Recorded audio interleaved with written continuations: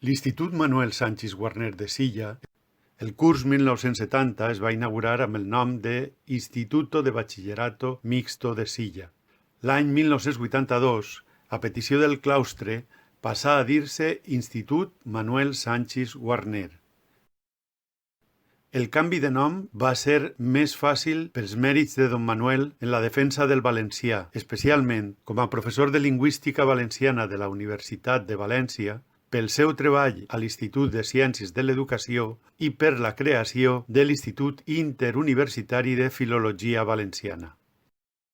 Tingué la sort de ser alumne de don Manuel. Des de les classes i la direcció del Departament de Filologia Catalana de la Universitat de València ens transmeté la necessitat d'estudiar la parla, un fet que aleshores, 1978, era ben necessari.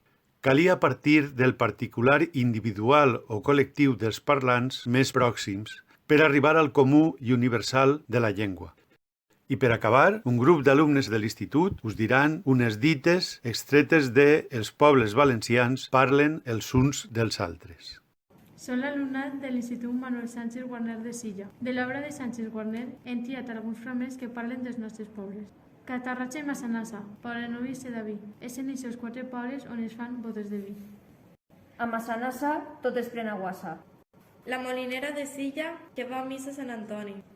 En la mar se cria el peix, en les sèquies les anguiles, en la ribera l'arròs i en los rosers roses fines. Per a bon raïm Xixona, per a figues Ontinyent i per a gallatos Corbera, per a taronges Carcaixent.